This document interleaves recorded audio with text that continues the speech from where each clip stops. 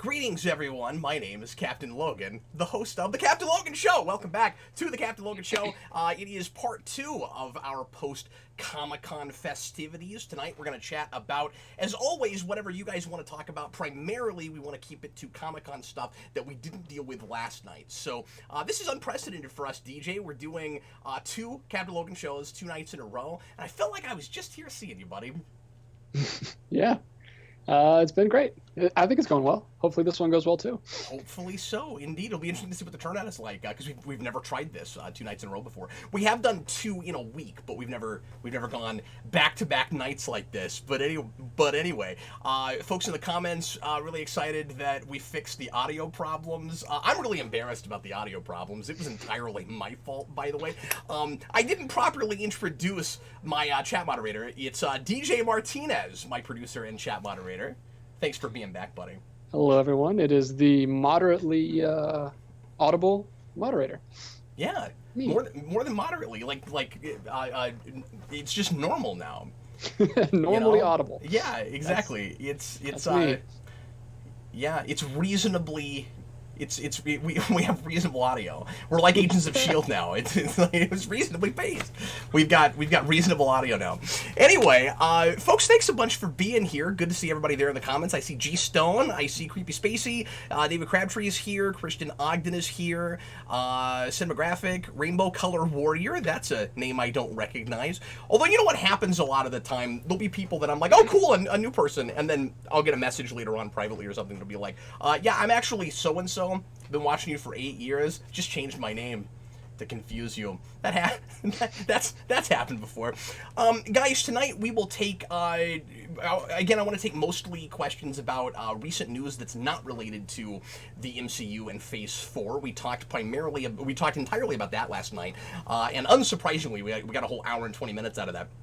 If there's anything we didn't talk about last night, if you had a topic or a question about that you wanted to bring up, tonight is a good time for that also. But we want to talk about all the other stuff we didn't get to. We can talk about the Picard trailer. I'm sure somebody's going to want to bring up Cats. We can talk about all that kind of stuff. And if there's anything outside of Comic-Con that you also want to ask, that's okay. But we're going to prioritize Comic-Con questions. So if there's a lot of Comic-Con stuff, we probably won't get to any of those things unless there's super chats. And if you want to make absolutely certain that your question is talked about on air, you can leave us a super chat. And we have a goal tonight, guys. Tonight is a $75 goal. And if we hit that goal, Dan Torrey and I will do a commentary on The Last Jedi, which is a movie that I've been real apprehensive about doing a commentary on because of how controversial that movie was and how kind of polarizing it was, and of course some folks agree with me and some folks vehemently disagree with me and really like that movie. I don't care for Last Jedi. Dan and I both have somewhat similar feelings, although not exactly the same. We will sit down and do a commentary on that movie if you guys so desire, and that's just going to take a $75 goal tonight. Dan and I are meeting next week. I'm going to be in Boston hanging out with him all week next week. DJ, he's put together a daily itinerary for us. He's so organized. I have an itinerary and a menu. I feel like I won a prize, like on Price is Right or something, and they're telling me exactly what I'm doing every day. I'm really excited about it. It's gonna be great.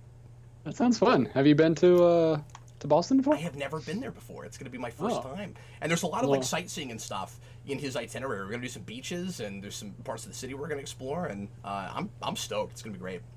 That's awesome, man. Are you gonna take a camera? Yeah. Yeah, okay. And we're gonna shoot some videos. Like I said, the Last Jedi commentary is a thing we were kicking around. Maybe we would do. I've decided to make that a thing that I'll let you guys decide if we're gonna do. And beyond that, though, we have 3 or 4 other videos we're gonna make too. And we are gonna do a live show next week, Tuesday night, probably at the normal time, but it could change. I'll let you guys know. Anyway, so let's go ahead and just jump right into stuff. DJ, start with a pre-written question, and then we'll get into super chats when we get some more, if and when we get some more super chats. We've got one right now. Let's just jump right into it. Here we go, guys. Thanks for being here. Right. So excited. Let's do it. Let's make it happen. I finally don't feel self-conscious talking because I'm not amplified times 4. Oh, that must have been awful, where you're just like, okay, everybody, here's the question. He just starts like sending me Like it gets to the point where it doesn't even make sense to have him on anymore. He's like, I'm just not going to talk. You're going to have to put the questions on the screen. Well, I just hold signs. I just hold You're cardboard. just Wile E. Coyote. Yeah. I should mention, I started into this a minute ago and I interrupted myself as I so often do. Before we get into stuff, let me mention that just because I like throwing myself under the bus, that was entirely my fault. Apparently I had DJ's audio like quadrupled or more on my end. I had a bunch of extra audio channels in my mixer on OBS that I didn't even realize I had, and I scrolled down. I don't know what possessed me to finally look at it. I scrolled down through my mixer and I was like, oh no. Every time DJ talks, all these things light up. And so when people thought that it was that DJ was loud and that it wasn't that something was wrong with my microphone, it turns out you guys were right about that, but it wasn't because of where DJ's mic is placed. It was because I had him amplified by like 6 times. It would have been funnier if they were out of sync with each other, so it was like a song where they lay the voiceover so many times so it sounds like a whole chorus of people talking. If like that had been happening, I probably would have like frantically dug into everything and finally figured it out. The thing is, I knew we were still having that problem, but because I broadcast on my own last week without anybody else, I missed it. I just forgot to do a test and check into it. So DJ tested it, and I tested it today. We spent an hour and 20 minutes testing it. Not because we needed that much time, but because we just got into a conversation that was a lot of fun, and we lost track of time. And we figured out about 30 seconds in that we'd fixed it. Yeah, that was true. But it was great. And now we're back. Yeah. So let's jump into it. Now with 40% less mod volume. I have a doozy of a question for you here. All Not right, even a let's do it. question, just a statement. I don't know what his source is for this. I haven't heard this. Uh-huh. G-Stone says, Warner's is making a Willy Wonka prequel. Yeah, I saw several people in the comments talking about that. I had not heard that yet. What? That's wild. I don't need Wasn't a Willy Wonka origin film. It's just not a thing I need. That's kind of what the Charlie and the Chocolate Factory was. We added all the stuff about Willy Wonka's past. Yes, but it was awful. You could do it better if you were going to do it, but I don't want that. As I've said a million times with prequels, much of the time the reason we go the prequel route is because there's nothing to do in the future, and we just want to milk a franchise. So if Warner still has the rights to that, they're going to go... You know, I was thinking about this just yesterday, DJ. I was like, at some point somebody is going to remake Willy Wonka again because it will probably make money.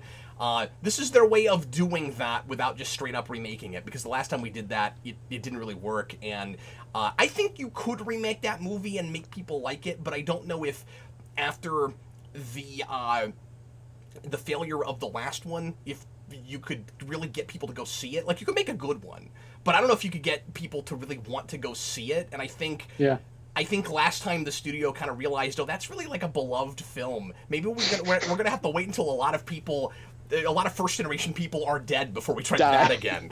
Yeah. Well, to speak to your point that you just made, I think there is a lot to say afterwards. I don't know why you would have to do a prequel to that. I mean, you could go into Charlie's story. You could, but it's Willy Wonka that really sells that material. Yeah, but he'll still be alive. Like, he's not dead. Well, that's true. He's not. Yeah, but I mean, he left. And the thing is, come to think of it, I mean, there is a Willy Wonka sequel. I just don't know if you'd make that movie because he goes to space.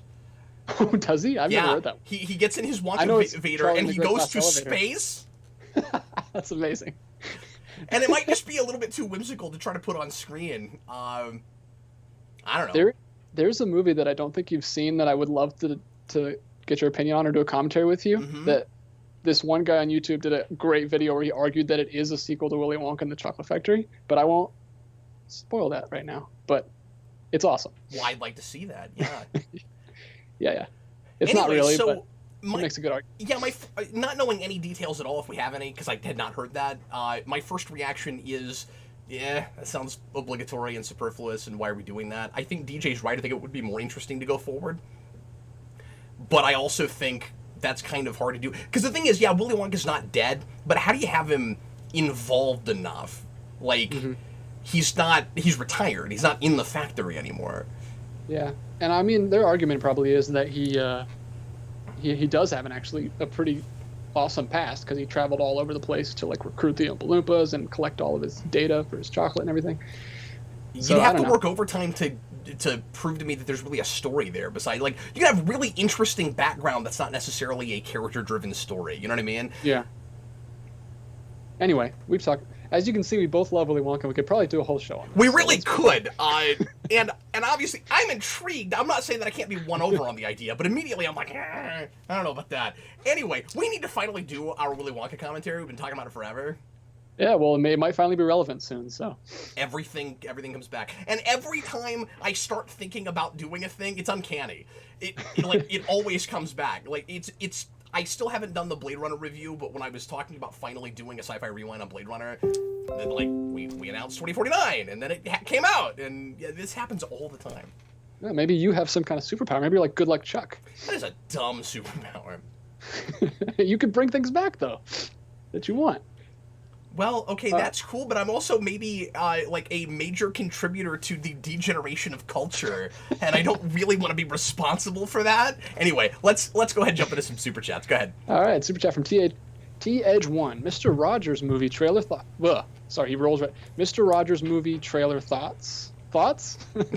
Yeah. So there is this is important to mention, a fictional, or not fictionalized, but dramatized, biopic-ish Mr. Rogers movie coming out this year. It's not a documentary. I've been getting a lot of questions about that because there's a lot of folks that don't know a lot about Mr. Rogers and didn't watch the trailer and are like, wait, is it another documentary? No, it's not. It's Tom Hanks as Mr. Rogers. And in the late 90s, there was a journalist who interviewed Mr. Rogers, who actually didn't just interview him, he followed him around and did a lot of interviews for a big character piece on him, and expected that he would discover something about the man that would make it clear that he wasn't as great as he seemed on TV. That he was like, I don't think he went into it to try to expose Mr. Rogers is a fraud or something, but he also just did not believe that the man could possibly be as wholesome and good as he seemed to be.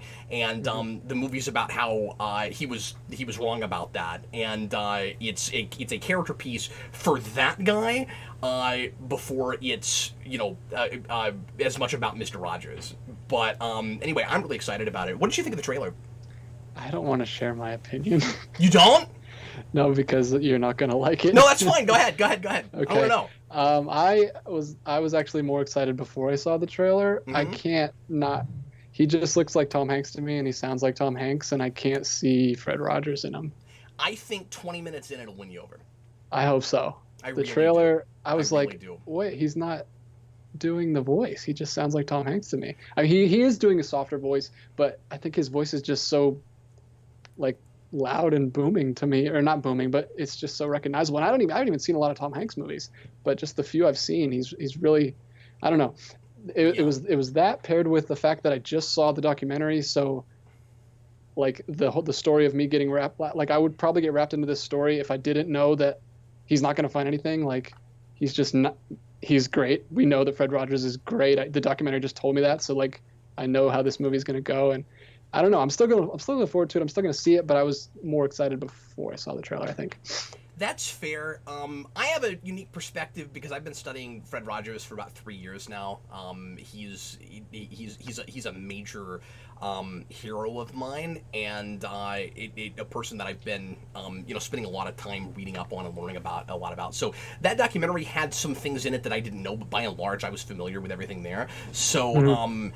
And just recently, a really great biography of Fred Rogers came out that I listened to the audiobook of.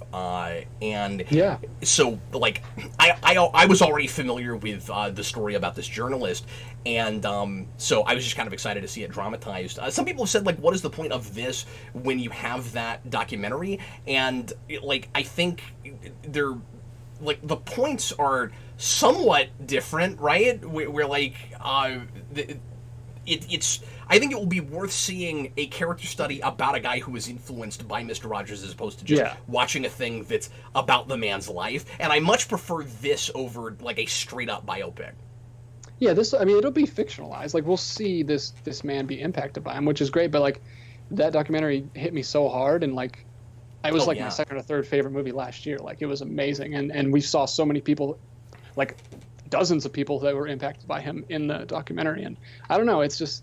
if they weren't so close together, I think I would be more excited. But I'm sure it's going to be great. I mean, Tom Hanks is awesome. I hope so. I mean, obviously, that Tom Hanks being so recognizable and feeling so much like Tom Hanks is the big reservation. That's the big concern. I kind of wish they got an unknown. Yeah, I totally understand that argument. I think he's going to win us over. I think he's that good. I think it would be impossible to cut a trailer where you wouldn't, recognize a lot of Tom Hanks in it. Yeah. And people are saying that like he's doing his Forrest Gump accent. There's like 2 token places where it really sounds like that, and that's true. But then the rest of it doesn't, and I'm curious to see how, like, what percentage of his talking reminds us of Forrest Gump. It would be very difficult to just completely replicate what Fred Rogers sounded like if you weren't from that region. I mean, I get that there's like a lot of people that can do, perfect accents and stuff. But usually what you hear a lot of actors say when they go into things like this is, I didn't want to do a caricature of the man. I didn't want to like, I might have studied the mannerisms and kind of done that, but I also wanted to do my own take on it. Yeah, if he just seems like Forrest Gump the whole time, that's going to be a problem. That would be awful. But I imagine there's just places where that pops out a little bit because it's Tom Hanks doing a guy with an accent from that region. Well, the big scene that stood out to me, and it's kind of because of the documentary, is remember on the documentary they showed like a bunch of people doing parodies of the scene where he walks in and sings the song. Yeah. And that's in the trailer, and that seemed kind of like that to me when I saw it in the trailer. I was like, oh, he's just doing not a full-on parody like those ones were, but he's just doing this, like, the song. I don't know. I couldn't get into it. It's hard to walk the line. Yeah. But like, mood and atmosphere and everything, it certainly feels like it's got its heart in the right place, and it gets the man. It, like, from the 2 minutes we watched, it seems like it understands the material. And I will say, the last scene was great. The people singing on the train. Yeah, that's really cool. That was awesome. So that kind of won me over a little bit at the end. The attitude seems right, and I can't say that this sounds fanboyish, but I can't say that I'm not excited about like completely reproducing the sets and everything. Like everything looks identical, and that's kind of exciting to me. Yeah, I'm sure it's gonna be great. While we were talking, we just blew past our goal. My goodness, thanks guys. The day goes. So I guess I'm already doing the last. Cheers! I'm doing the Last Jedi commentary with Dan Toy. Well, yeah, I'm going to go ahead and jump ahead to this one because the Day Ghost gives us $70 and says, bring on the Last Jedi commentary. Man, can't thank you enough for that, man. Thanks so much. So he's excited for it. And then we got a ton of other Super Chats to get through, so let's get rolling guys, here. These shows have really done a lot to help keep everything going here at Evolution. And I think it's... DJ, is it all right to mention that, like, you are roped into this, like, as kind of a permanent fixture now? Yeah. Like, this do you mind me mentioning that? Like, the Super Chats have a lot to do with keeping DJ here with us. I mean, he loves doing it, but like I gotta pay the man something. So I mean, like DJ is on payroll now. It helps keep him in my employ. So anyway, I just want you guys to know that the support you guys give us with the Super Chats is not just like random and just going into our back pockets. Like, it really helps keep things going. So thanks so much. DJ, should we go back up and just roll down? Yeah, I've got them all written down. Okay, go ahead, buddy. Hopefully they don't ask about another of our favorite things, because the first 2 questions were about things that we really like. So let's speed up to some of these. I am not moving at much of a clip right now. Christian Ogden, will the critics hating on Lion King for just being shot-for-shot rehash of the original convince Disney to stop taking this approach? No. Sorry. The answer to that is no. Yeah, money talks, folks, and that movie is doing just fine, as did Aladdin right before it. If anything, it's going to convince them to put out 5 a year. Yeah. Until they completely run out, and then when they run out, they'll do, like, different new interpretations of all the ones they've already done. Yeah, this is insane. They're going, like, Aladdin is, like, the 3rd biggest movie of the year right now. I think Spider-Man may have just passed it, so it might be 4th, but it's, like, it's made over $1 billion. It's incredible. It's in my opinion, it's not deserving of that. It's not horrible. I just don't think it's deserving of $1 billion. I think that's really unfortunate. But anyway, was there more to that question? No, he just asks if they'll stop taking the approach with these remakes. It would require people to not see them because of that. The critical response is not going to make a dent if they're performing. Yeah, what I wish they would do is that they would make sequels to some of these remakes, because the point, kind of the point of bringing these franchises back is to keep them going. And Jungle Book was amazing, and I really liked Jungle Book, and they could have totally done a sequel with where they left that movie. Boy, I'm of two minds about that, man. Because some of those stories, it's really hard to come up with a sequel that doesn't sound like a, really gimmicky, obvious, like sequelitis kind of premise. Well, that was Jungle Book. The original Jungle Book is not very good. It's just like a bunch of little skits. But I'm talking about the movie is much better. Everything else, like, do I want a Beauty and the Beast sequel of some kind? Oh no, like, no, don't do that. Okay, but that's what I'm saying. But Disney has an all or nothing attitude. If they do it with one, they're going to do it with everything. They made 102 Dalmatians 25 years ago. Well, they already did it with one. They're doing a sequel to Maleficent. Well, that's true, but Maleficent at least was an original story. Yeah. It was terrible, but at least it was an original story. I'm not going to see that sequel, but... Yeah, I don't think they should... Well, what if they remade Lion King 2 Simba's Pride? Is that what it was called? Yeah. No, don't do that. And don't do that. If I ever... Yeah, that Rafiki love song is the worst. What is it? What is it called? It's some like African word. I can't remember it. It's so bad. It's just got hearts everywhere. I wish I remembered it so bad. I'd start singing it right now. Lion King 1.5 was okay. Yeah, that was fun. I remember that one. I was a kid when I watched it. But yeah, I'm gonna say the same thing everybody says. This is the obvious reaction, but like, we need some new blood. We need some original stuff. We need to start making some original DC animated movies that are based on folklore and things that we haven't gone to. And if these things keep performing, they're gonna keep going to the well they have already until they extinguish all of it. Mm-hmm. Yeah. What are you gonna do? What are you gonna do? Disney be Disney. All right, this next one is from a name that I'm not gonna say, but Cap will know who I'm talking about. It's a little lewd. Gross.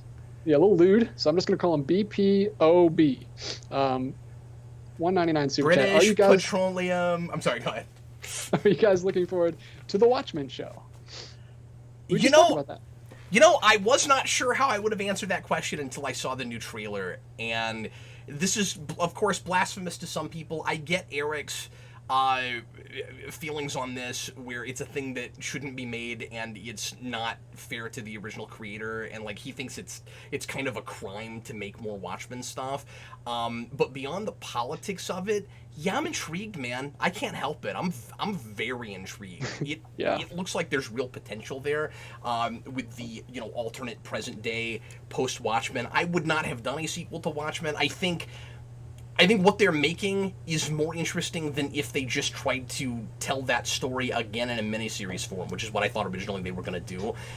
I've heard a lot of people say, well, who cares, because it's going to focus on a bunch of characters that weren't in the book and are new. And if you're going to set it so many years later, you would expect that. It's going to be another... I don't know if passing the torch is the way to put it, really, but it's going to be another, like, second, but in this case, third or fourth generation of superheroes, and it's not completely not focusing on characters that we know already. So obviously, Veidt is major, and for some reason, seems to have faked his death and is working in the background. And then you don't have Rorschach, but you have a gang that seems to... they're very interesting. I don't know if they're, like, worshipping the Notebook or what, but they, like, live by the Notebook. And, by Rorschach's journal. And they're just, like, saying things Rorschach said in his journal, which is great. Which is weird, because he just kind of wrote facts in there, right? He didn't, like, write his philosophy in there, did he? He basically did. He wrote, it was a journal, and that's how we get all of the internal monologue for Rorschach. So when he's like, they'll look up and say, save us, and I will say no. Like, that's all in the journal. Yeah, that makes and that's sense what then. they're quoting. Yeah. Well, I haven't seen the trailer yet. Sorry. Oh, you haven't? No, I'm staying away. I'm excited about it, but I don't want to see anything. Okay, but I can't not talk about it. No, go ahead. I'm just kind of zoning you out. Okay, honestly. so there's a cop. There's a female cop in the show who I had to watch the trailer twice. Who at first I did not pick up on who she was supposed to be. But she is Lori. She is Silk Spectre. Oh wow.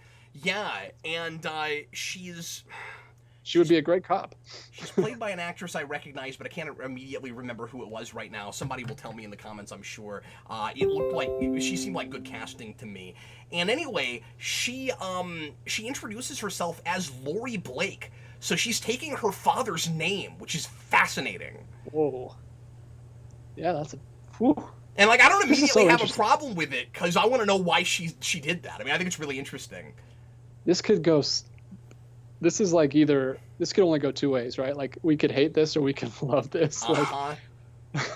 Yeah, it's interesting. nuts. And then Dr. Manhattan is very clearly going to be in the show. Now, he might not show up until the very end, but there's all these people also dressing up as Dr. Manhattan. This is reminding me a lot of in the comics, like right post Death of Superman, where you had a bunch of cults that were like worshiping different of the Supermen, and it looks like you kind of have some of that going on, where there's just a lot of kind of urban chaos in a 30-plus year post-Watchmen world, where once again people are trying to be superheroes again, and we can't tell the difference between the vigilantes and the cops. And it'll be interesting to see, and if we buy that all happening again.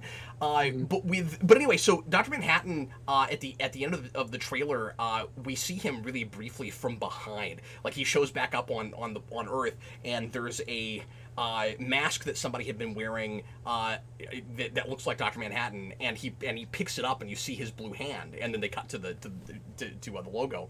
Or no, actually, wow. it's like a stinger. They just cut to black, and I'm like, okay, I mean, this is all really interesting. That's crazy. I mean, we'll see if HBO, we buy it, so but they can definitely do Dr. Manhattan on screen. They had like several dragons in Game of Thrones. Well, the owl ship looks fantastic.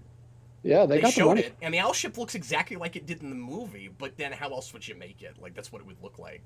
Yeah. It watches like, or at least that trailer, it looks like it will watch like it could be a direct sequel to the movie until they bring up the squid. Yeah. If the squid is mentioned, then it's a sequel to the comic. Yeah. That's interesting. I doubt they would do the movie because it wasn't that popular, except for with me and you. I mean, there's a big cult following for that film. Yeah. Okay. But you're right. But no, I'm feeling like I shouldn't be excited, but I can't help myself. I'm really interested in it. It's not the reaction I had to the Picard trailer, where like I'm really having to hold myself back and say that this looks like the exactly what we need for Star Trek right now. The Watchmen could go either way. Well, Picard could go either way too, but Watchmen really could go either way. Yeah.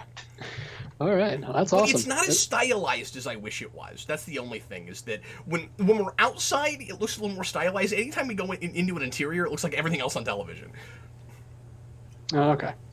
That makes sense. Here we go. But anyway. Oh, you know what? The actress playing Lori, I know her from 24. That's where I know her from. Okay. I might not know her then. But you think you'll like her better than the other Lori? Well, I don't know. I don't dislike her as much as a lot of people do.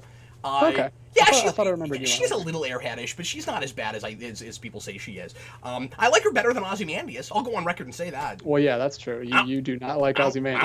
I don't like Ozymandias in that. I think it's just miscast, but yeah.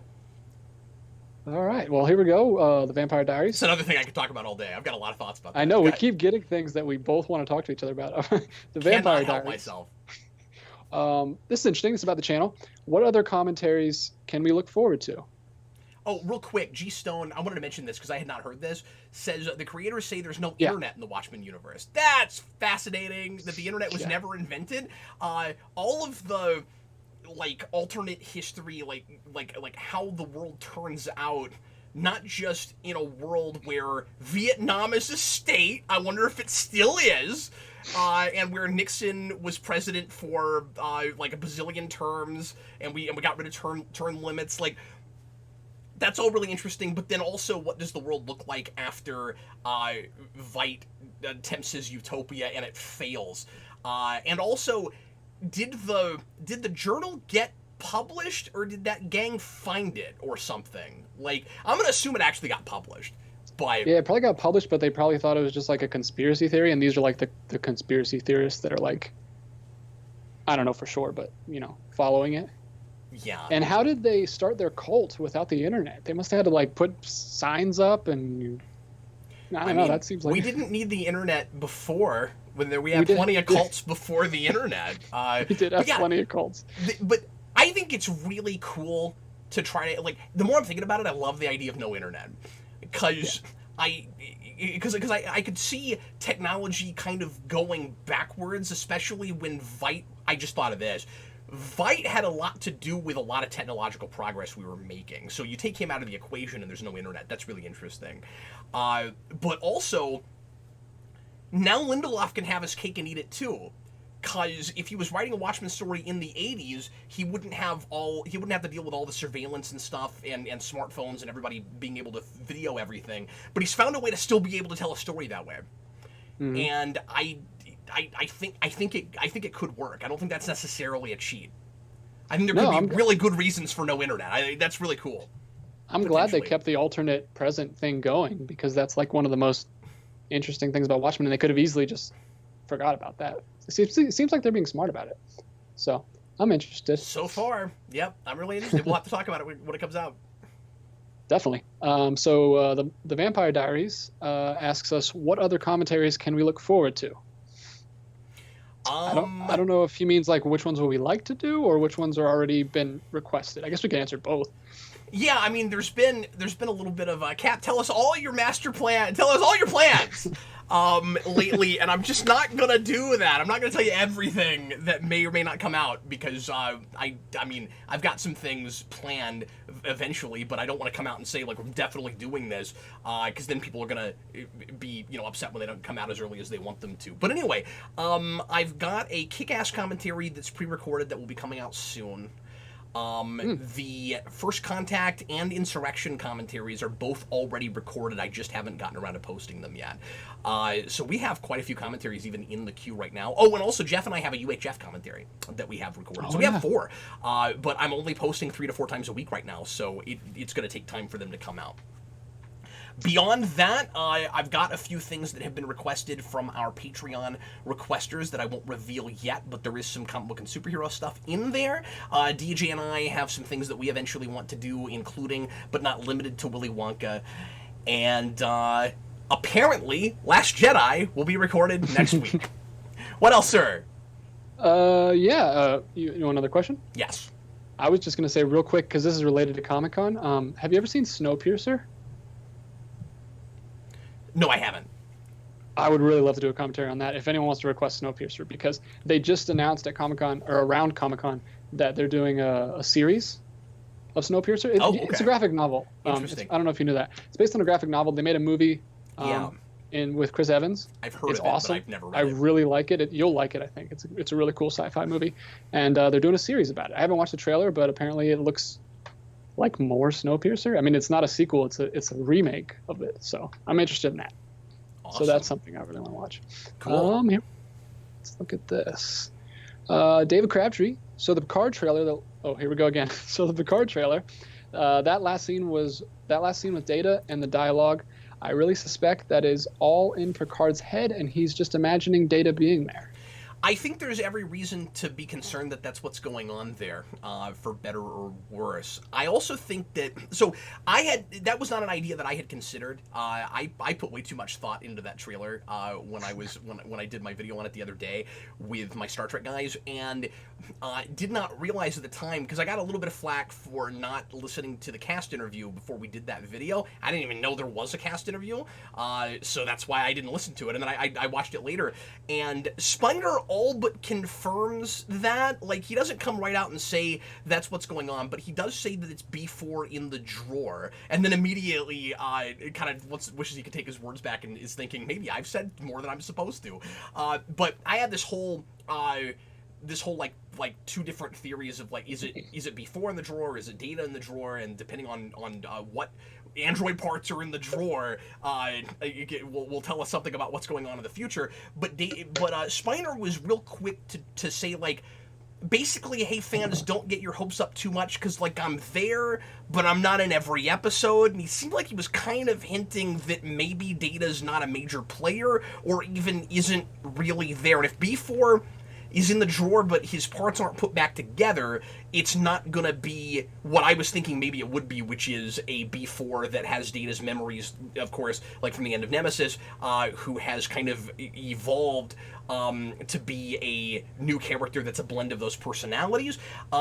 He confirmed, I am playing Data, and that is B4 in the drawer, which gives us every reason to suspect that it's either in Picard's head, or I think more likely a holodeck recreation, where Picard just goes and talks to a fake Data on the holodeck when he feels like talking to someone. I'm really wishing that's not what it was. I think that's likely to be it. At the same time, I also think that there's the possibility of both things eventually happening. Maybe they'll tease us with that, and then at the end we'll put Data back together, and we'll put B4 back together, but it'll be basically Data. And they're wanting a second season, so I could also see them waiting on that and then doing Data in the second season if Data's not actually Data in the season. But that's going to disappoint some fans, certainly. But I guess we'll see what's done with it. Again, Kellen O'Rourke, it's not Data's body parts, though. It is B4. It is definitely that proto Soong android from Nemesis. Okay, what else? All right, we got Will Hancock. How do you feel about the title Falcon and the Winter Soldier for the show? Shouldn't it be Captain America and the White Wolf? I need to see the show first, because that was my immediate reaction to, not necessarily the White Wolf part, although I can see why you're saying that too. But like, I can see him continuing to take the Winter Soldier mantle instead of the White Wolf thing, since he's not, doing anything with Wakanda. But we know that, like I talked about last night, that Anthony Mackie has been fitted for a Captain America suit. We don't know if he's gonna get it at the end of the show, or if he wears it at the beginning and decides to take it off for some reason. I would assume there's some kind of thematic reason and story reason that it's just called Falcon, and not Captain America. I would have loved a movie, like I said last night, that is a Captain America movie with Falcon as Captain America, but I would much rather have 8 episodes of that guy, because I love him. So yeah, I've got to see it before I can decide if that's a problem or not. Yeah, that's interesting. It seems like right now, without having seen it, it just seems like brand recognition. Yes, but you could also make the argument that putting Captain America in the title would get more people to watch it. Yeah, that's true. It's like they don't want to confuse people. Yeah, exactly. Which is weird. If he is Captain America the whole series, absolutely that's dumb, and he shouldn't be called Falcon. Now, at the same time, to be fair, when Falcon has been Captain America in the comics, he's always sort of been Falcon and Captain America at the same time. He's always got the wings. He's still got the Falcon motif, but he's also. Do you Captain think they'll America. do that? Do you think they'll put wings on his costume? We know we know this for sure. Oh, really? That's awesome. Because Anthony Mackie, when he did an interview about this, and he said, I still don't know where the wings are going to go. He said, that's going to be a lot on my back. I have no idea how they're going to do that. So, well, I say we know that for sure. Anthony Mackie seems to think he's still going to have wings when he's got the Captain America suit on. He could be wrong. He could have not read all the scripts and not know. But if we can take his word for it, he's got wings. Mm. Ooh, G-Stone just said some awesome news, but I didn't know about that. He just said there's going to be a animated theatrical Scooby-Doo movie. Oh, interesting. And he said Jason Isaacs will voice Dick Dastardly in the first ever theatrical. Is this a real thing? Where does G-Stone get all this news? G-Stone, you gotta hook us up, man. Yeah, that's awesome. I mean, I'm sure he would leave more sources if you could put links in the comments. It's unfortunate that you can't do, or can you? I don't think you can do that in the live shows. I don't know. But anyway, well, that's really interesting. Scooby-Doo's been making a major comeback lately. Yeah, they're doing I told you they're doing the guest star show again. Just I'm like excited the about old that because days. Weird Al's going to be in it. I know. I knew you'd love that. And also, Penn and Teller are doing an episode. That's also awesome. No, I'll definitely be watching that. Yeah, that's cool. I We think they've should already review released. that. We should review that when it's done. That'd be awesome. I'm thinking about getting the Boomerang app just to watch it. I've got Boomerang. I they didn't realize released that's where the- it was going to go. It's on Boomerang? They've already released the first 3 episodes, and the third episode, Wanda Sykes, because I don't know who's. I don't know who that is right off. Wanda Sykes, the comedian, she has a really recognizable voice. Okay. I don't know what you know her from. Weird. Okay. Who are the first 2? The first one is some Guest basketball stars. player that I don't know Okay. at all, and then Okay. the second one is Ghost Abraham Lincoln. That's the thing they do. They did in the comics a lot with Batman Scooby-Doo, I think. Oh, and Wonder Woman's going to be in an episode. Cool. I could have watched these this whole time. I'm not even a big Scooby-Doo guy, but I like the old the Scooby-Doo movies. Yeah, they're fun. I particularly like the Mama Cass episode and the Harlem Globetrotters episode. Yeah, the Globetrotters and the Batman ones are the only ones I've seen because I had them on VHS growing up. So They used to rerun them on Cartoon Network all the time. Oh, When I was a kid, I saw them a bunch of times. Gotcha. All right, well, let's jump back into Super Chats. We have Creepy Spacey, Jay and Silent Bob, reboot thoughts. Eric? Eric's not here. I don't know if he's saying, is Eric excited or He's something? not. He and I have talked about this. Okay. Yeah, he thinks it looks potentially dreadful, and that I shouldn't say potentially. He thinks it looks dreadful, and he doesn't think that softening it. Kevin Smith is Kevin Smith anymore, and that the man knows how to write a story or make a movie anymore. It's unfortunate because, and I've never seen Jay and Silent Bob, so I'm considering going back and watching those because, as vulgar and not my speed as that movie looks, I might see it. I'm like this much curious after seeing Mallrats finally, but also Kevin Smith is doing a tour with that movie, and it is coming to Kansas City, and he's going to be here, and I could get tickets and see the movie with Kevin Smith. And even if you feel like Kevin Smith's not Kevin Smith anymore, I've never got to meet him, and it's hard not to want to. So I may do all that just to get to, just to have an excuse to meet Kevin Smith. Or at least be in the same room with him. And they do a lot of superhero homage in the trailer, right? So, I mean, that's got to interest you a little bit. Yeah. Honestly, I may have to see it anyway just because it's so close to a superhero movie. Like, I may eventually have to do a rewind on it. Because it's not really a superhero movie, but it's about superhero reboots. Yeah. And like, it's kind of like Birdman. It's like Birdman. That's exactly what I was going to say. Sorry. Of course. No, you're fine. All right. Well, that's interesting. I haven't seen that trailer dude, yet. But not only did I give you a microphone, but you're no longer overpowering me. So you're welcome to speak whenever something is on your mind. Go right ahead. All right. We have Miles Smith. Again, he was here last night. Mr. Smith! Nice to have you. Thoughts on the WB J.J. Abrams deal and its potential effect on the DCEU? I had not heard this. I don't know what he's talking about. I don't know either. I can see if I can look it up real quick. Thanks, buddy. I appreciate it. I'll ask another one. DJ wears many hats. He's also my researcher while we're in the middle of the show. Why don't you throw another one at me while you're looking into that? I'll come back to it. This was not Mr. something I was Roboto. familiar with. Yeah, Mr. Roboto. I think a continuity movie, an in-continuity movie and show, Trekverse, could save the franchise. So they could use Chris Pine in the future for just movies, maybe. Well, they can't because he's out of contract and isn't interested in coming back. It doesn't sound like. I mean, if they could pay him enough, I'm sure he would. I say he's not interested in coming back. Not for what they could pay him because they couldn't get licensees on board for that fourth movie, and so they did. Or I say licensees, they couldn't get the funding to make it. So, yeah, that like it would already have to get successful again and get companies interested in backing Star Trek again. So you basically have to save the franchise before you could go with your plan to save the franchise.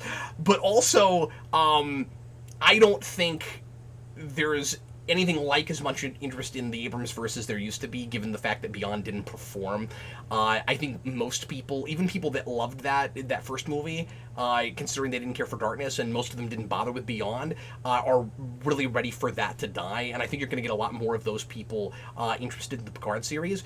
Ironically, I think a lot of the folks that weren't interested in anything but rebooting Star Trek, once it looked like a fun adventure movie, might be more inclined to look at a show now that goes back to original continuity and actually deals with continuity, just because it's been long enough now that Picard is a novelty and a thing that people remember from their childhoods, and maybe they didn't watch a lot of TNG, but they're like, oh, cool, Star Trek's doing, something that I'm, like, tangentially familiar with. Maybe I'll go look at that.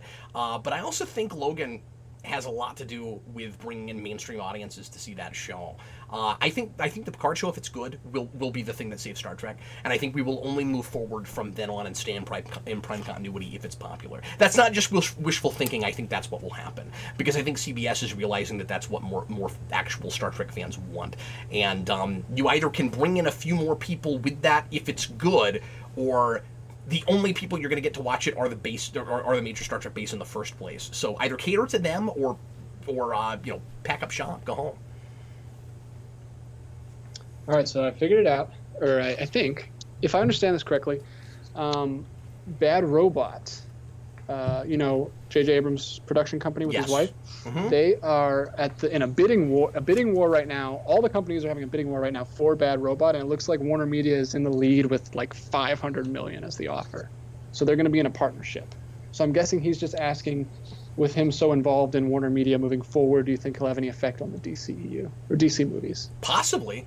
If they ask him to make one, or they ask his house to make one, yeah, it's possible. The bigger question for me is what that does to Star Trek, because Bad Robot has a piece of it. They have the rights to make. They had that original license, although that license may be going up too. So I don't know. It's sticky. That's all a big question, big question mark. And also, there's a lot of talk right now that Viacom and CBS might remerge. And when that happens, Star Trek will all be under one roof, unless Bad Robot still has a piece of it and gets to take it with them to Warner's. I want to say that can't happen, but I guess I don't know. So it's a good question. But yeah, who knows? I mean, if he's under Warner's roof, it is possible that he makes a DC movie. How many more Super Chats do we have, sir? We have like 7 or 8. So goodness, and we haven't done very much pre-written either, but it's already 10 minutes before we would usually end. So let's blow through what we can blow through. Go ahead. All right, let's speed it up here. Creepy Spacey, would you guys want to see a film about the creation of Batman and Bob Kane's cruelty to Bill Finger executed like The Social Network? Ooh, that's a good question. Wow. Have you seen Social Network? No, I haven't, but I have seen the Bill Finger documentary, and if we looked at that as the basis, it would be really hard not to make Bob Kane just look like the worst person on Earth and not humanize him in any way whatsoever. I would be really apprehensive about that movie. And I know a lot of people are probably expecting me to say, like, Bob Kane was a horrible human being, like, throw him under the bus. But I don't know if I want to watch that. That just doesn't even sound like a movie that I would want to watch. Well, would you want it to maybe be something kind of like The Founder, where he technically is pretty bad, but we see how he gets there? Yeah, sure. If we knew enough about his background in psychology to get him there. Yeah. Yeah, I don't know what we know about it or not. But I don't know. Yeah, but yeah, Social Network is great, and we actually see that man kind of just go off the deep end and mess over all of his friends. If it's from Finger's if Finger was the protagonist of that film, and we made Bob Kane the antagonist, I would want to do what we could to humanize Bob Kane as much as we can without pulling punches. Certainly, when I say humanize, I just mean. There are two sides to every story. He was a human being. He had to have gotten there to some, in some way. And in the Bill Finger documentary, you do get some flashes of a compassionate man with Bob Kane, and you can tell that he had some regrets. Certainly, I would want those things to be in the movie, but I also wouldn't want to paint Bill Finger as perfect either. Because I'm not saying that he wasn't a victim in that whole situation, but at the same time, I personally think he certainly should have stood up for himself more. And like he was the victim in that situation, but he certainly made some mistakes. So like you would want to really handle that with kid gloves, right? Like it would have to be the most thoughtful thing anybody ever wrote. Yeah, I think Social Network is actually a great example of that, because Andrew Garfield plays the guy. And I have never seen that film. Andrew Garfield plays the guy who Jesse Eisenberg takes the idea from, or not takes it, but they're partners, and he just kind of leaves them in the dust. And it's like a pretty spot on example. I see why he's making the comparison. Okay, that's a really interesting idea. I had never considered that. I don't want the tell-all Stan Lee biopic because it would make me cry.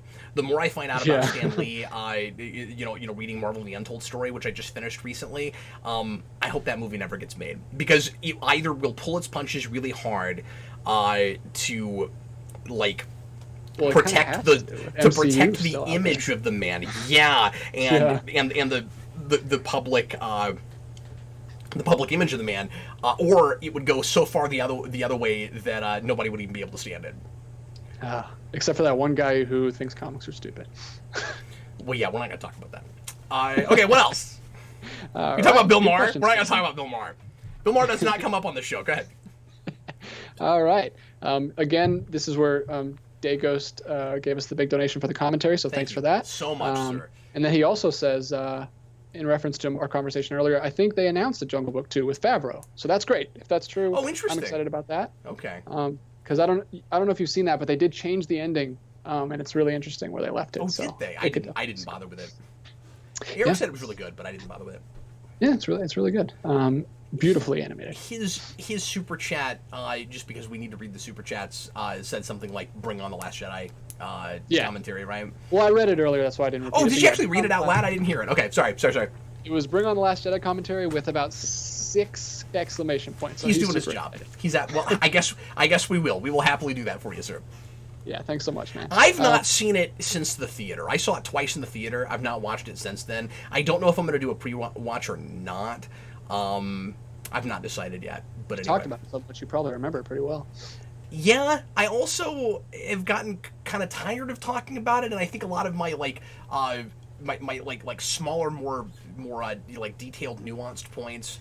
I couldn't pull up right away right now. I need to either watch it again, or maybe it'll all come back to me as I'm watching it. I don't know, but well, it's going to be an interesting experience. Tune in next week. Absolutely will, yeah. Now, that will not be a live commentary, you guys. That'll be pre-recorded, and I'll put it up. I will probably front-load it, though, even though we have other commentaries in the queue. I'll probably put it up earlier just because we made it a goal. All right.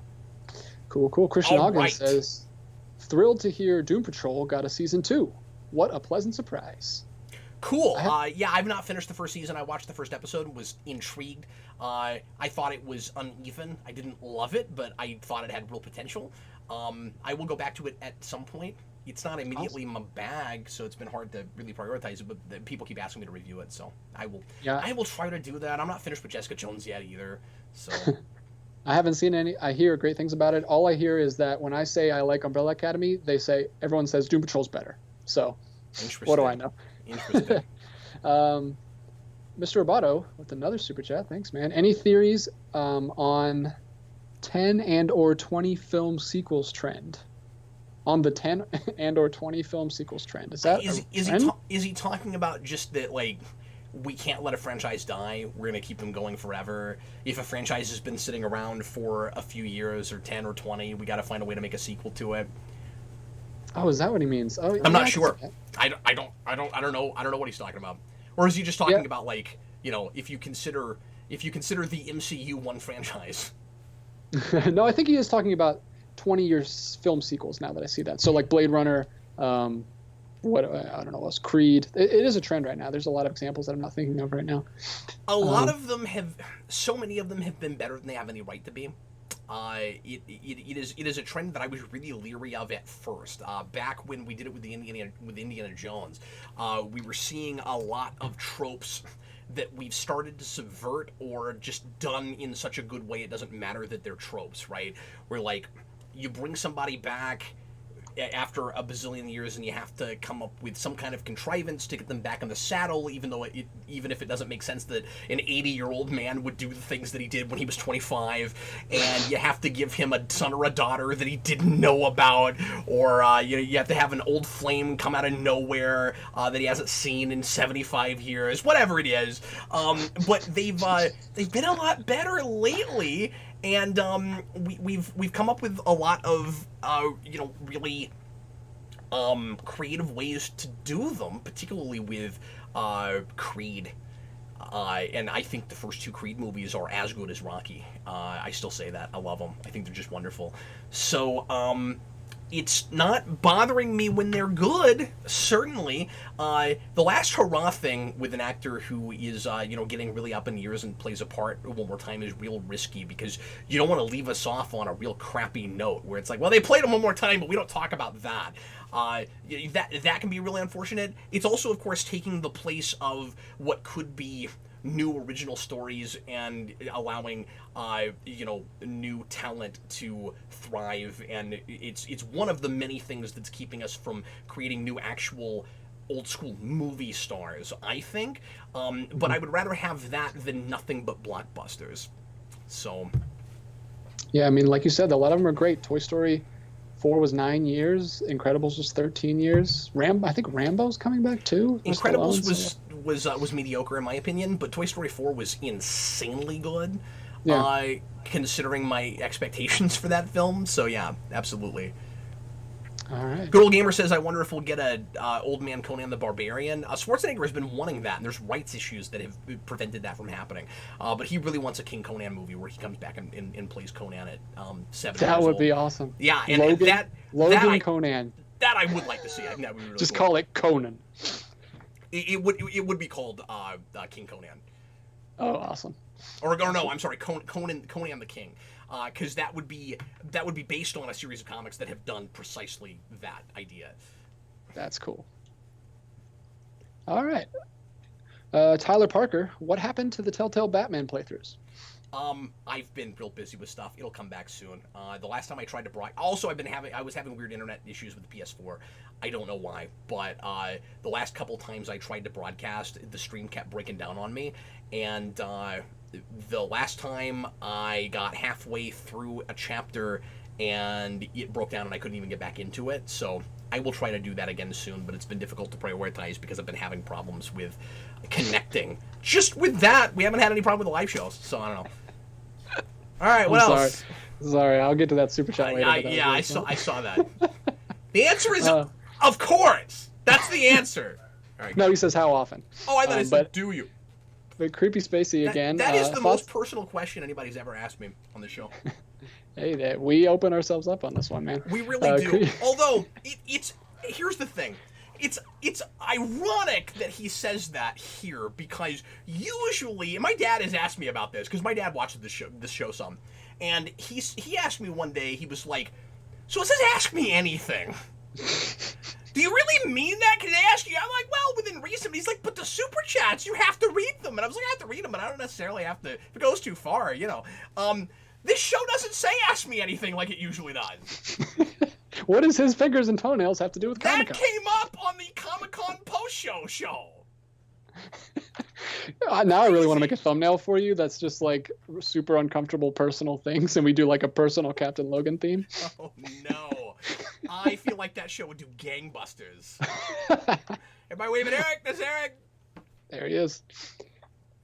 Okay. How many more super chats do we have, buddy? Like 6. Oh my God. Okay, let's try to blow through them if we can. Yeah, you guys are amazing. Hopefully, let's speed through these. Creepy Spacey, thoughts on? Oh, by the way, I don't mean to complain.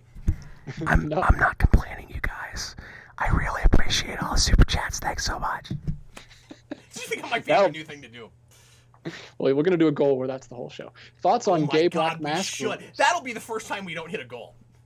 Nobody wants to. That'll be like the video that gets 0 views. What is it? ASMR? Is that what it's called? I don't even know what it's called because I had never heard that before. ASMR. It stands for some crazy scientific phrase that I don't even know. Oh. Is it like massaging your brain with sound? Is that what it means? Yeah. I'm still trying to understand this thing. MYBS. Thoughts I'm trying to get this question. Sorry, Spacey. I'm not going to let you do it. You're never going to get to it. Thoughts on gay black mask rumors and Birds of Prey? Boom, got it out. Did you hear that? I had not heard about it. I heard you say it. I had not heard about that. Apparently. Yeah, I have no thoughts. I don't know. If, could be great, the story. I don't know. I'll have to see the film. Yeah, I don't know. See how they handle it.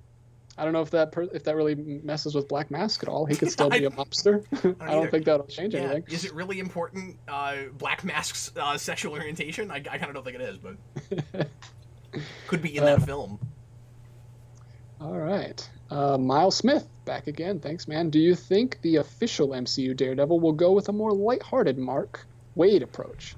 Distinguish itself from the Netflix show? No, I don't. I don't think it'll go Mark Waid. I think it'll be lighter than Netflix, or at least less brutal than Netflix, but that's an obvious thing to say. Yeah. I think it will still be moody, because that's the tone of the popular thing they made. It would be really risky to do a much lighter version, but I don't know that that's a risk that they need to take, and I don't know that it's a smart risk. I don't know if it's a thing that anybody really wants to see. I like that run fine. I think you could do cool things with it, but I think that run is also only great in the context of where it's placed and in the history of Marvel, and more importantly, in relation to darker Daredevil. Like, you need that for comparison. So to reboot it that way, I think, would be a strange way to go. I don't think that will happen. I think it will still... Do you agree with me? It will still be gritty to some degree. Yeah. I mean, you call that a lighthearted run, but I mean, that's pretty dark. It's even... Some of the stuff with Spot is darker than they could even get away with in Marvel movies. That's true. You're talking content, but I'm talking tone. Yeah. It's definitely lighthearted. I like that run. I would love... I would just love an episode where he's... You remember the issue where he's on the bus with the blind kids and it wrecks and he has to like get them through the wilderness? Do you remember that episode or that issue? Vaguely. I mean, it's been a while. He takes like a group of blind kids on a school bus and then it gets wrecked and they have to like make it up a mountain. It's really cool. I like that episode. But yeah, I don't know. I'm pretty open with Daredevil. I don't think it needs to be as violent, obviously, and gruesome as the show does. But I still like. I mean, he's a lawyer, and I think it has to be a certain level of darkness. I think the craziest thing in the world would be to open that show with the yellow suit. The craziest thing to do would be Daredevil yellow. Well, they could do something like First Avenger, where he has the old classic suit in some fun kind of way.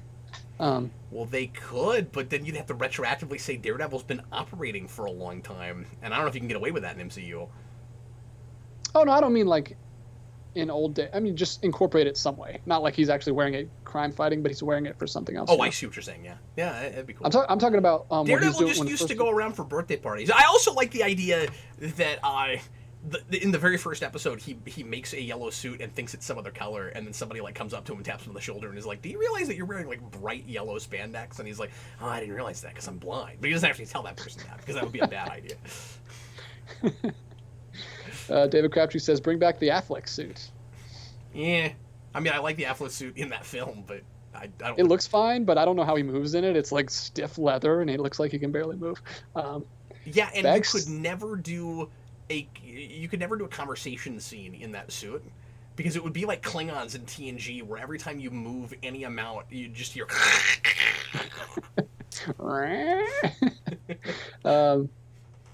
Where are we? Back Studios.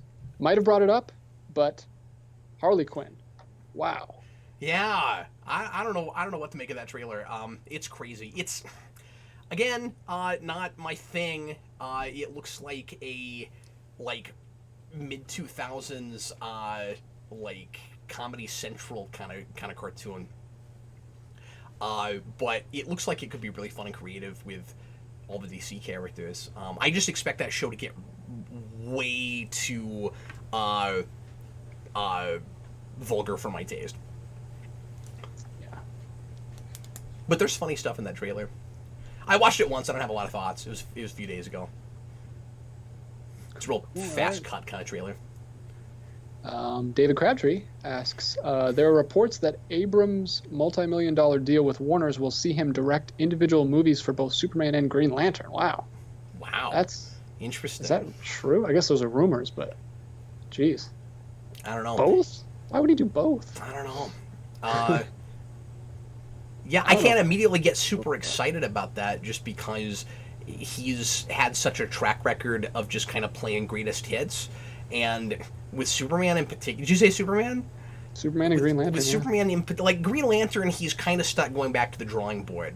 Like, Green Lantern's not a really popular character with the general public, so he would be forced to do something people are not familiar with, which would be good for him. But with Superman, we already had Singer do that with Superman Returns. I could see him just going back to Donner again, and I kind of hope that's not what he does. But yeah, that's definitely seems like what he would do, though. Here's that super chat from Wakes. Random, but how often do you cut your toe/fingernails? Often enough, I think, is the answer. Look, my fingernails aren't too long right now. Are you saying something? Have you noticed something on camera where, like, Cap's not got his fingernails cut long enough? Yeah, I'm talking about myself in the third person. Deal with it. No, that question's hilarious. Often enough. Yeah. I have personal grooming habits. I do. Do you have to cut them? also I have to cut mine like every other week because mine Grooming grows so habits. fast. Mine are more like 3. Okay. I can't believe we're talking about this. Hey, got to give them their due, man. You gave us $2. Thanks, Wakes. I really appreciate the $2 to talk about my fingernails. Here's another $2 from Dave Crabtree. Quick plug: we are creating a superhero in the SSSS. That's true. Everybody in the SSSS put in a contribution idea for this superhero that David Crabtree is going to draw. My contribution was katana and/or size, so we'll see if that gets incorporated. Somebody else said it must have purple hair, and somebody else said it must be holding cheese. So I'm very curious to see what that's like. Oh, hey, my son Freddie, my 4-year-old, came up with a superhero the other day. Oh. He did. Freddie made up a superhero, and Jason and I have helped him and figured out what his power set is. It's really interesting. What were you gonna say, DJ? I was gonna say, is it better than your made-up superhero with Vince, the Hater? It is, I think. His name is The Height. The Height. The Height. And we've decided that the way the Height works is that he has no powers normally, but he's almost like godlike and has infinite powers if you get him up to 20,000 feet or higher. Oh. How does he first figure that out? When he's in a plane? Exactly. Yeah, how would you even know? Like, I think there's a lot of really interesting things you could do with that. That's always fascinating to me, is like when you have these powers that, like you always say with Bishop or Forge, like what if you weren't born in the future? You Bishop's would have no idea that you had this power. Biggest one. Where it's like, if you're born in 1602, you'd never know. Nobody's ever... You'd have to get struck by lightning.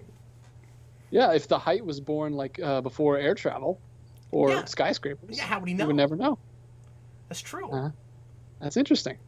But maybe he had some kind of, like accident that had to do with being up really high. I gotcha. I don't know, but I think there's a lot of cool things you can do with it. And then we decided that his catchphrase would be something along the lines of, "After this, you'll have a fear of heights." You're gonna be afraid of heights because you fought the Height. I don't know how you even would be able to contrive a lot of situations to be up that high and use powers. I think we've lost DJ. So that's good. Are you there? Back, yeah. Woo. DJ, lost you there for a second. I came back. I made it back this time. But yeah, how would you? But what I'm saying is like the only problem with that idea is it would be really hard to contrive a lot of situations to have action that high up. What? David Crabtree mentions vertigo. Is that his weakness? That's his kryptonite, vertigo.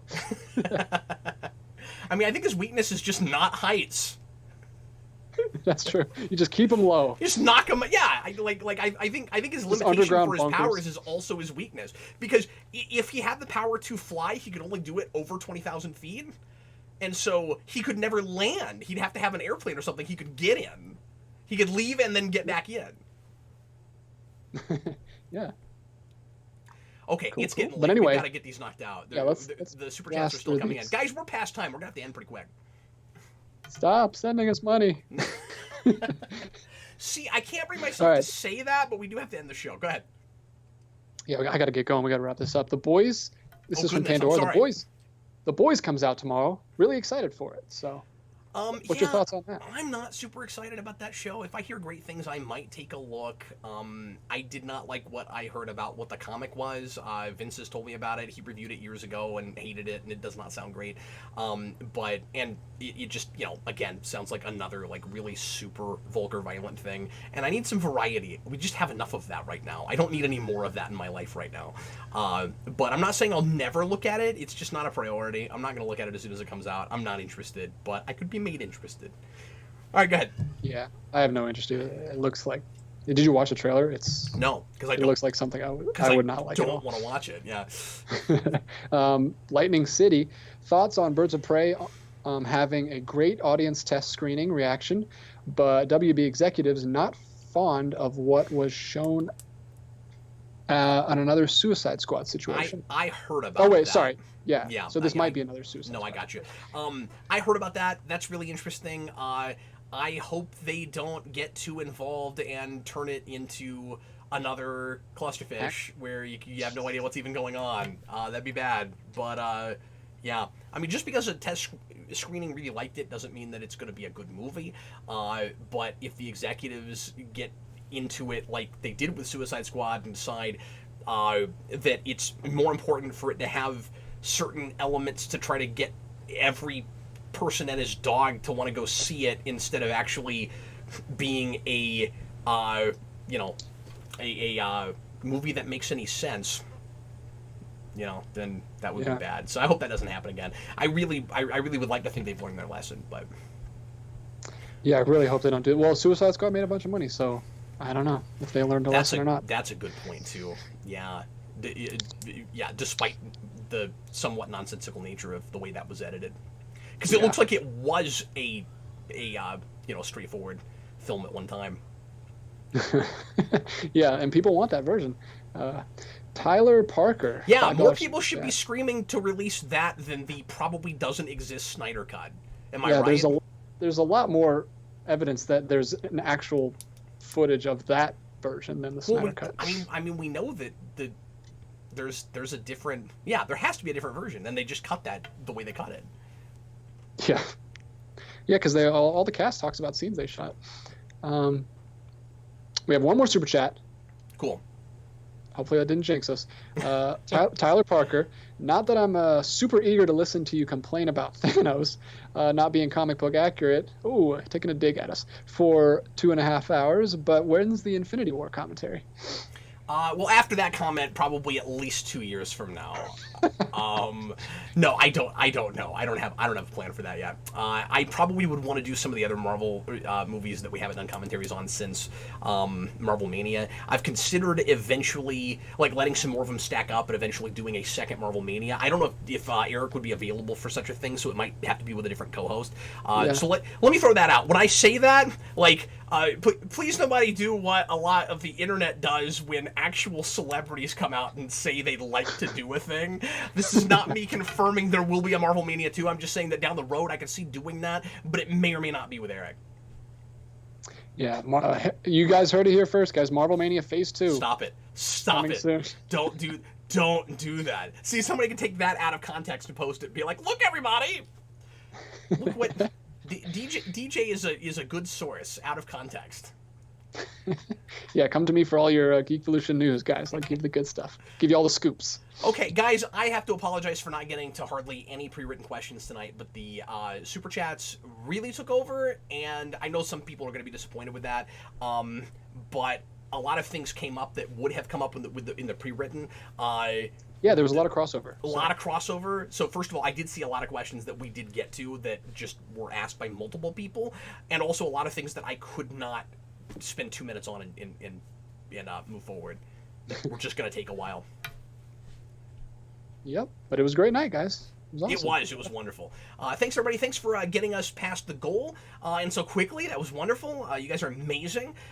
We always really appreciate it. Please don't think we take that for granted. And Dan and I will follow up with a Last Jedi commentary next week, which I'm both apprehensive about and looking forward to. I'm sure it'll be a lot of fun, but I know that that's a thing that some people are kind of sick of us even bringing up. But Dan and I have done commentaries on every Star Wars movie, and it would be really kind of odd to never do that one despite all the controversy. So we're good. So we're gonna do it, but I wanted to make sure that enough of you guys cared before we did it. So anyway, well, DJ, any final thoughts? No, I mean, you guys Any are amazing. amazing insights. I mean, just how awesome our subscribers are, dude. Like, I'm trying to add up. I can't even add up how much we got tonight. Like, you guys are awesome. This is so much fun to be able to do this for kind of a living. It's crazy. Yeah, we really can't tell you how much we appreciate it. We'll be back again next week, at least Dan and I, on Tuesday, and then DJ will definitely be back the week after with regular shows again. So we will see you guys again very shortly, and I'll have more videos up for you next week. I say that since I'm going to be hanging out with Dan all week next week, it just depends on how much I get edited over the weekend, if there's very much next week besides that live show. But we'll be back to normal the week after, even if not much comes out next week. So once again, I absolutely really appreciate you guys. Thanks a bunch. We'll see you again next week. I was Captain Logan, and this was DJ Martinez, the regularly audible moderator. Yeah. Monitor? I almost call myself a monitor. I kind of monitor you a little bit. The reasonably heard moderator. Thanks, folks. We'll see you next time. Bye, everybody. See ya.